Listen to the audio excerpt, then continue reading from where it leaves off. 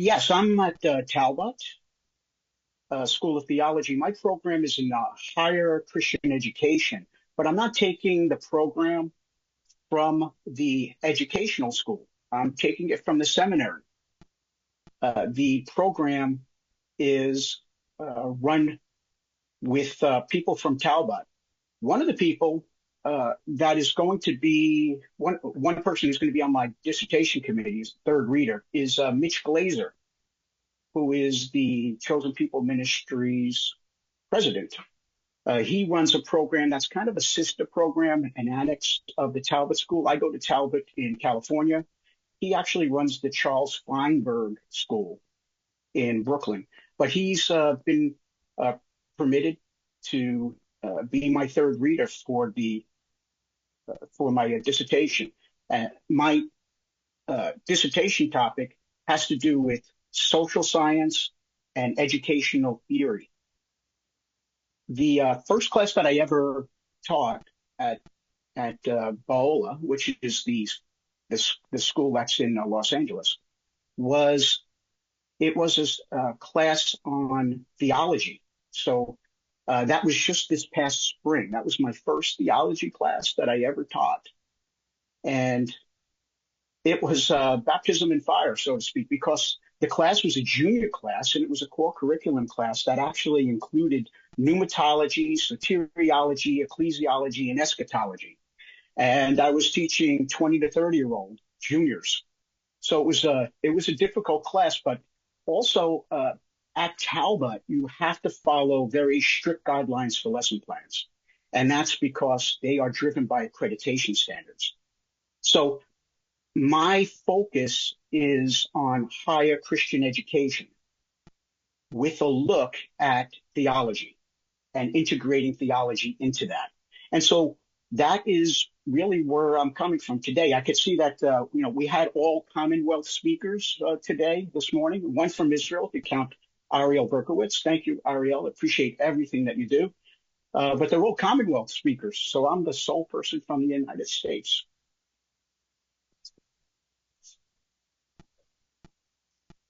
So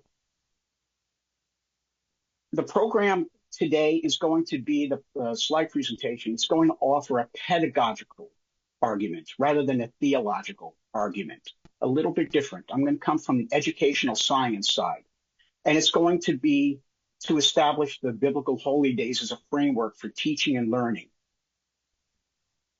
And here are the claims that I'm making. That the biblical Holydays and festivals all point to Messiah Yeshua, and that they're a framework for discipleship. My second claim is that the objective of this presentation will be to use social science and education science to inform spiritual formation, because they do. Social science and educational science is the main focus of my doctoral program. If you want to put me in a box, I always want to know from us when I'm listening to a speaker, where is this person coming from? So how am I informed? Well, my background is music. I studied trumpet and played piano. I was in financial markets for my profession, and my biblical studies, theology background came from Ambassador College. That's the Herbert Armstrong School, Fuller Seminary, and Talbot School of Theology. I am married to Shoshana Lipson, who's a graduate of Aberdeen Divinity. She's a Messianic Jew from London, married to a Gentile from Brooklyn. And I live in Southern California in Corona Del Mar. If you want to put me in a box, I could say the box that I'm in is Hegian. And I can understand that maybe some point in time, there might be a wiki entry for Hegian or Hegianism.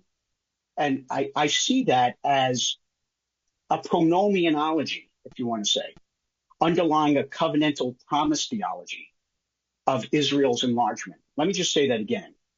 What really informs me is that I have a pronomianology underlying a covenantal promise theology of Israel's enlargement. And I get that from Tim Hegg. The program that I want to talk about, which is that biblical holy days are informed by social science and education theory, has two views. One view is from scholar Roy Gain, the SDA scholar, and he says that Jewish festivals, and I underline that, may actually find personal enrichment and edification. They actually may find personal enrichment and edification. So that's one view from people outside, say, the Pronomian movement. A second view is from another scholar, David De Silva from Ashland Theological Seminary, where he says that trying to integrate Torah into practice, into the praxis of your religious tradition is tantamount to idolatry. So you can see that there are two opposite views to integrating the biblical holy days. What I have to say is that about Talbot is that they've been very accepting of my teaching to the juniors in Biola to be able to integrate the biblical holy days into the theology that I teach. I still have to cover all of the material. We use the Erickson text in the theology, but they are very accepting of it. And I even bring it into the doctoral seminars.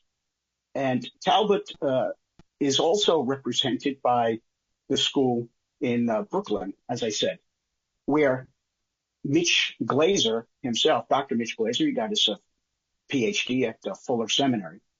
He actually wrote a book with his wife, Sahaba, on the biblical holy days. So that's one reason why I wanted to bring him in as a third reader into my dissertation.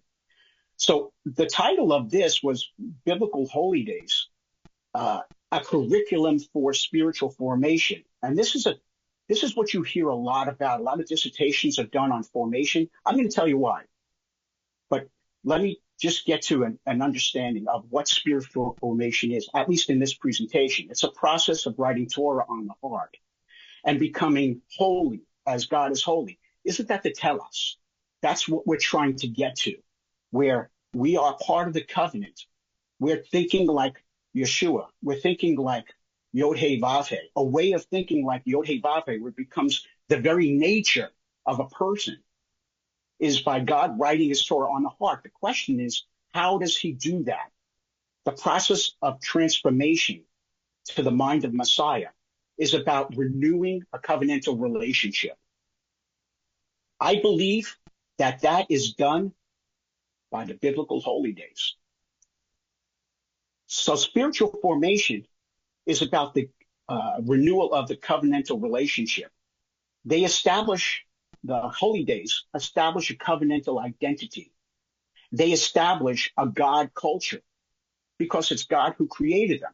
When I was quoting Dr. Rogain, he referred to them as Jewish holy days, but in Leviticus 23, I would add one other thing, that it says these are the Lord's holy days.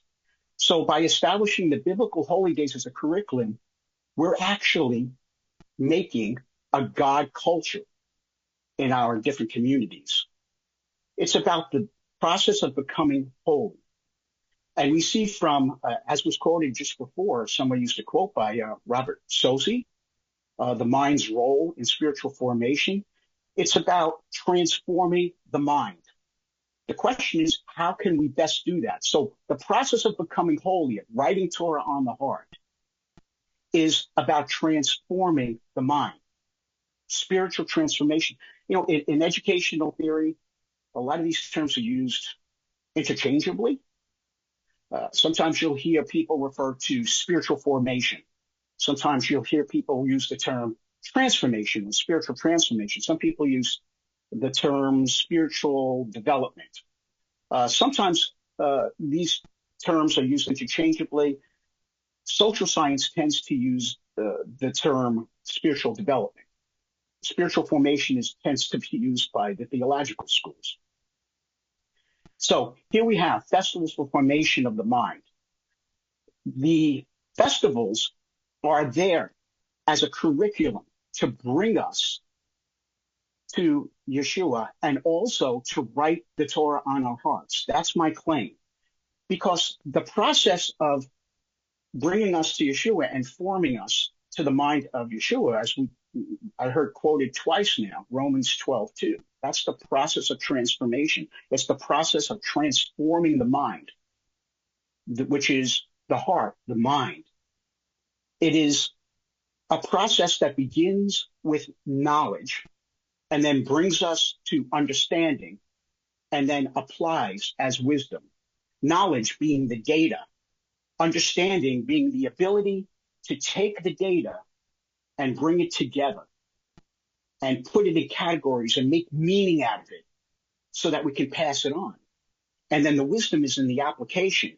And all those three lead to discernment of how to live our lives. So the formation of the mind is the primary vehicle that God uses. That's Robert Sosi. And taking another quote, James Crenshaw, wisdom is a worldview that assumes that God embeds truth in reality. So now I have an epistemic question, a question of epistemology. The biblical Holydays provide us an epistemology, that is, to be able to discern truth, to know what truth is. We get that by keeping the biblical Holydays. There is an author named Drew Johnson who wrote a book on this, and it's under the topic of ritual theory. Ritual theory, we're going to get to that in a moment, but ritual theory holds that by keeping rituals, you are learning something that you otherwise would not be able to learn. So this is a social science theory that informs our theology. And what we get from that is that rituals are actually a way of learning.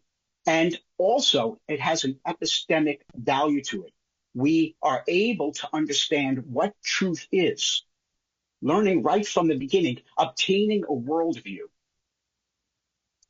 The biblical Holydays also have other values. And here I'm trying to bring in as much of education science and also social science to make the case that the biblical Holydays are part of the education of discipleship, for a program of discipleship.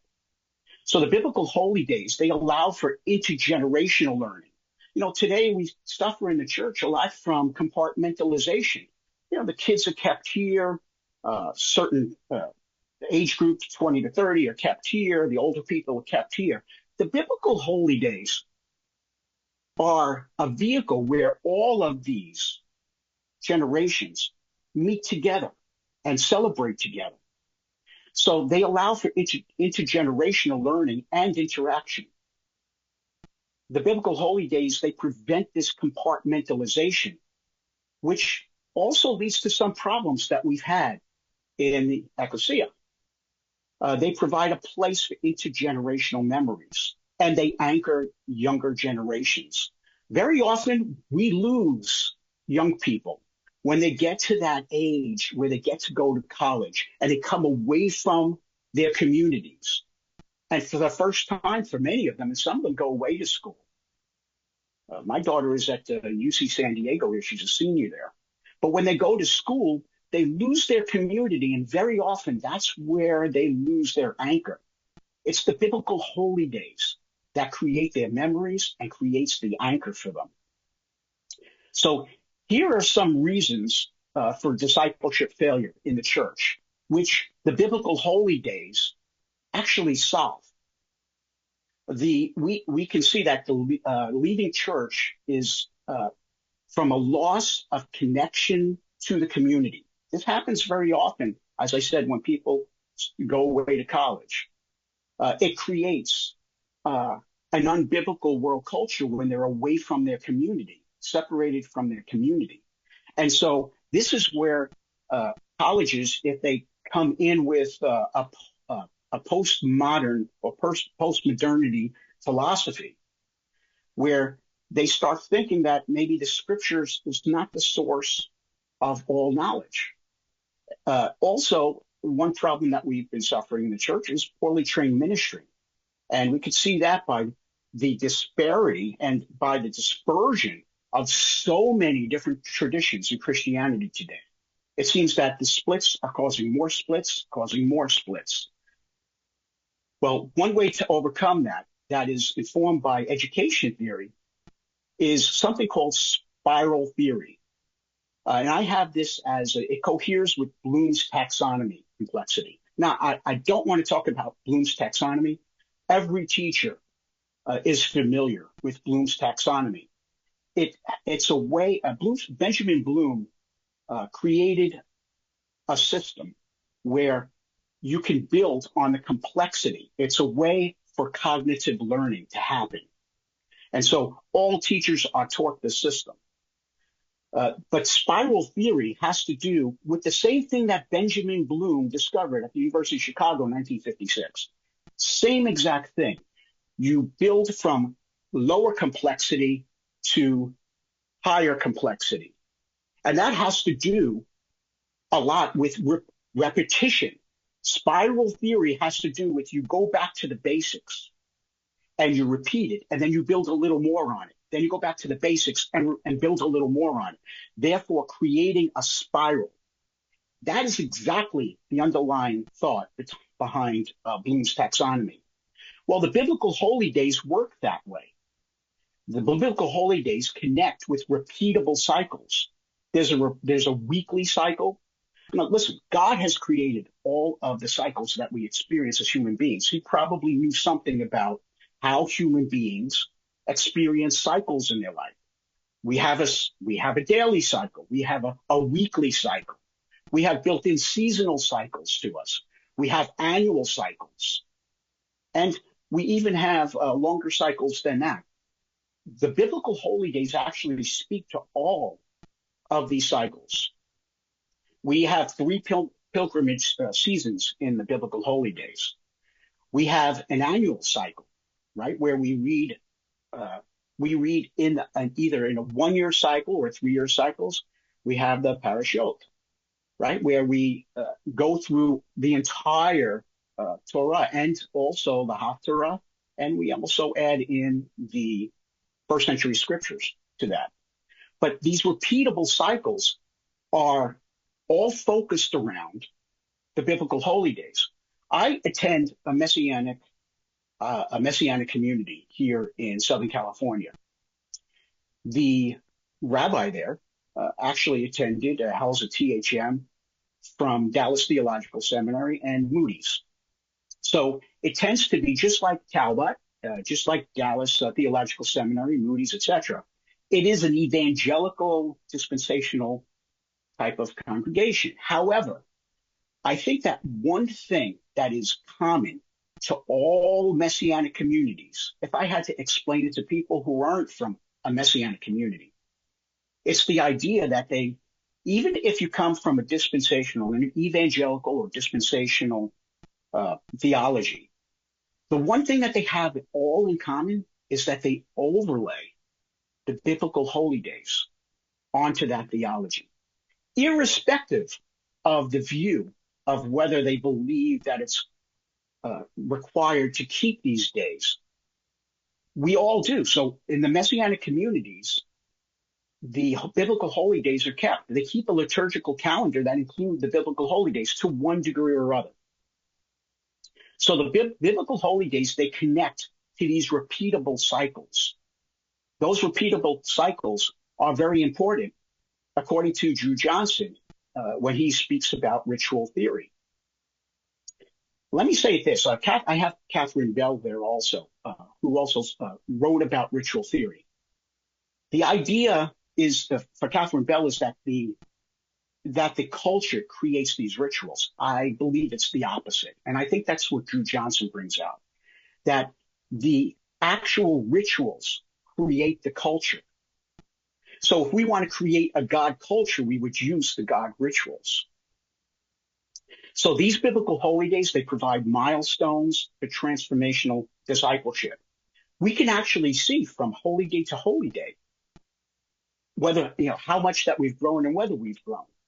I have down some other points here that they are used for discernment that we would not otherwise learn a discernment. That very discernment is only given by keeping these rituals. And that's where generally Drew Johnson is coming from. He talks about the rituals as a place where we experience them. So it's an experiential type of learning, whereby the repeating of them, we are learning something that we would not otherwise learn, and they're created by God. The biblical holy days also provide for methods of learning.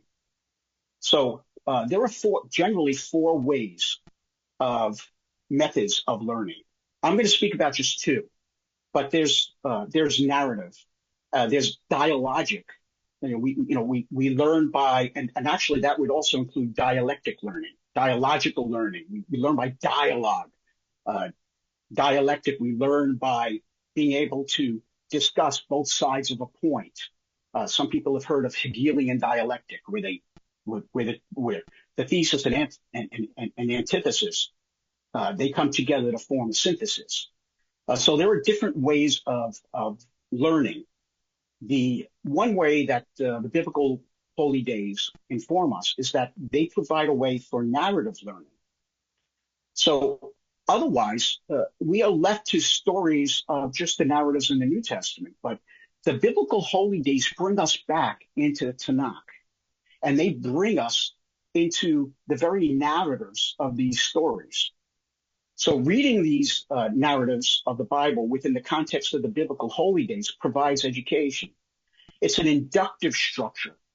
It's inductive, meaning that we keep the biblical holy days, and it's a very personal thing. When we keep biblical holy days, we are actually creating for ourselves the experience of keeping those holy days. What we're learning is very customized to what we're learning. I guess you could say it's almost existentialist. It's almost an existentialist way of thinking, where you're creating the truth of the holy days in a customized way for yourself by observing them. Also, it's a non-formal education. We talk about informal, non-formal, and formal education. Formal education is didactic. The non-formal education is outside the classroom. And this is about analyzing stories of holy days. Well, it's usually teacher assisted when we talk about non-formal education. The biblical holy days is one of the few ways that we actually can learn the Bible and learn about the things that the Bible talk about for transformation by actually keeping them experientially. They also have an axiological structure, right? Talking about values and ethics, semiotic analysis, it means by symbols also. But the whole value of the holy days is not just symbols. Very often we say, okay, here are the holy days, and you'll hear them talked about and say, oh, here's what they symbolize, and therefore there's no meaning to it anymore because now we know what they symbolize. Well, if all of the biblical holy days are, Yeshua is the center of all of them, we actually are learning and teaching the gospel when we teach the biblical holy days. We're teaching the entire economy of salvation, the salvific economy, from the very beginning of predestination to our calling, being chosen, being justified, sanctified, all the way through until the very end, where we endure to the end for glorification. So when we teach theology in seminary, we usually teach it by these ologies. But to me, the actual underpinning of all of them are the biblical holy days, because as we learn in Colossians 2, verses 16 and 17, the reality of all of these is Yeshua. And they are shadows of things to come. They have an eschatological importance to them. But they're also days that they were keeping. Otherwise, why would they say, don't let anybody judge you, right? In the first century, they were keeping these days. So these days inform us. They inform us of a way of keeping the the way of Yeshua and writing the Torah onto our hearts in a way that we could not otherwise do. We have that psalm in Psalm 34 where we say Tamu Ruki Tov Adonai, right? So this is about tasting, right? It actually means tasting food. It actually has to do with tasting. We want to taste and see the goodness of the Lord. That is actually experienced in the festivals. In fact, this just came to mind, but when we were thinking about Nehemiah 8, when they came together for, say, Rosh Hashanah, the Feast of Trumpets, Yom HaTeruah, they came together and they were listening to the book of the law that they hadn't kept these festivals in a long time, and they were sad. And God said, go away and have a festival and experience the goodness of the Lord, taste. And so these festivals have a meaning that the experiential value of these biblical holy days provide for us a curriculum for holiness. So one other use that I would see for biblical holy days, I think it's really, really important. And sometimes I think we may overlook this, but it is very conducive to small groups. Messianics or generally refer to these as chavarot or chavra. And I lead one for our local community. The rabbi asked me to run one. There are about 15 or 20 people left that come to our chavra. And these small groups are absolutely integral to the importance of a discipleship program, because the actual services on Shabbat have one purpose. You're talking about the entire church when you're speaking to it, if you want to use that term. When you're talking about just the small groups, a lot of the small groups are used to create that micro community inside of the bigger community. And it also is used to have a little bit more customized and personal experience with a curriculum. We get to go through the books. We do something called conference, something invented by the Puritans in our small group. We talk about what the sermon was about. We might even talk about the parashot, what that it was for the day. And so the actual discipleship program is very geared to biblical holy days, because the biblical holy days are interspersed throughout the entire year in 3 seasons of the year, beginning of the spring to the end of the spring.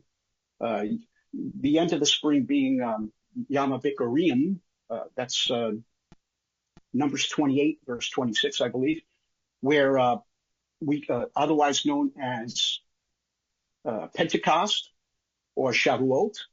So we have Pesach all the way to Shavuot, and then we have the fall festivals. So it's dispersed throughout the year. A couple of them, like we keep Hanukkah in most of the Messianic congregations, and we also have Purim in the wintertime. But these holy days are very suitable and conducive to discipleship programs. And so I think that the discipleship programs and the small group learning all works together. You know, the thing about the Bible and the biblical holy days is that whenever we talk about one thing, it's very hard. We have to know the whole Bible. It's a holistic book. And so are the Tanakh with the first century scriptures. We have to know the whole Bible to understand the parts of it. And so the biblical holy days are a way to understand that, to understand the whole, Gestalt, to understand the whole with keeping the individual holy days. And it can otherwise, in no other way, be learned. So in Gary Parrott's book, he talks about faith informing the faithful. God's poema is God's workmanship in Greek. It is a way for God to write the Torah on our hearts. So also, additionally to that, Gary Parrott and Steve Ken, by the way, this book, Teaching the Faith, it's a central book for anyone that's in Christian education. We talk about orthodoxy, the cognitive domains, right? So I'm trying to bring in a little bit of education theory to show how they inform biblical holydays and how biblical holydays actually are the underpinning of all education, Christian education. So the cognitive domain, we talked about Bloom's taxonomy. He talked about the cognitive domain. That's what that's about. And it really deals with what is the covenant. If you want to explain the entire Bible in one word, I think you could use the word berit, covenant. I think that's what it's about, because if we're not part of the covenant, we're not part of God's people. And we're part of God's people by faith, and the faith that's given us by God and the faith that we develop with the work of the Holy Spirit in our lives. It's a walk of sanctification, and that the walk of sanctification includes the biblical holy days. It's a way that God uses that. So this is the paradigm. Orthodoxy, the cognitive domain. What is the covenant? What does the text say? What is the covenant? Orthopathy is the affective domain. By the way, every school teacher is going to know these three domains. It's the first day of the first class. You learn the cognitive, affective, and behavioral domain. So the next and final domain is called the behavioral domain. It has to do with orthopraxy, or practice. What is required of a covenant member? How do we walk? So as you can see, these biblical holy days, they really intersect and inform all biblical education. So it's a systematic theology also. The holy days, as I mentioned, that I was able to bring in, and I was very thankful that Talbot Baola allowed me to bring in the holy days when I taught the theology class that I did, junior theology. And it had to do with ecclesiology, eschatology, pneumatology, soteriology, the ordo salutis, all of those things that happen to you in the course of the entire salvific economy, from when you're first predestined all the way until you're glorified. I always bring into that the biblical holiness, because they all have to do with that on a personal level. They are also used for measurement. We can assess ourselves using the biblical holiness because we can see how much more we've learned every year. Every year we keep them. They come once a year. So that the Moedim provide a methodology. Some people use the word for methodology, a pedagogy. And so I've used that. In education science, we use the word pedagogy. What kind of methodology are you doing? So the main parts of this presentation had to do with that the biblical holy days point to Yeshua. And that's a major claim of mine. Why we would not want to have the biblical holy days. Let me say this as a side. I think we might be spending, in as much as that we believe that Torah should be part of the walk of the sanctified believer. We believe that. But I have to tell you, in my experience from interacting so much with the evangelical dispensational schools that I've attended, and even the congregation that I attend, it is an evangelical dispensational school, congregation, community. They overlay the biblical holy days. I think one way to be able to implement this to people who are in the evangelical realm, which are a greater majority than those who are pronomian, is to come outside of the typical arguments, say, of a law versus grace, and to look at it from a point of view that these inform, just like kind of how Roy Gain looks at them, that these inform, these are about the gospel. They all point to Yeshua, and these inform us a certain understanding of the gospel that we would not otherwise have. So that is an underpinning of this entire presentation. The second point, and I might mention some of these, it's a big no-no to read off of your PowerPoint in educational science, but some of these I think that might be important, that it is really important. The biblical holy days are a mechanism that God has for faith formation. And here's the point that I just made, that irrespective of what a faith tradition that you might hold, in other words, do you have a high view of Torah or a lower view of Torah as a requirement, which I think it's the wrong argument. It's that it's like prayer. Is it required for salvation? These are just wrong arguments. I don't think anyone was ever making the case that the biblical holy days were specifically for salvation. I think in the New Perspective on Paul, E.P. Sanders and D.A. Carson in his variegated nomism, no, the first century Judaisms did not teach this. However, they are something for the future. Educational science and social science both support holy days for spiritual formation. It is an experiential way of learning. And I'm going to read this last point directly as I wrote it, that they provide a holistic integration. The biblical holy days do. They provide a holistic integration for a liturgical calendar. And this is very important because the small groups really thrive on keeping the biblical holy days. When we go from one to another, we are actually creating a deeper relationship with those in our community. And we're passing on to each other the experiences that we have with them.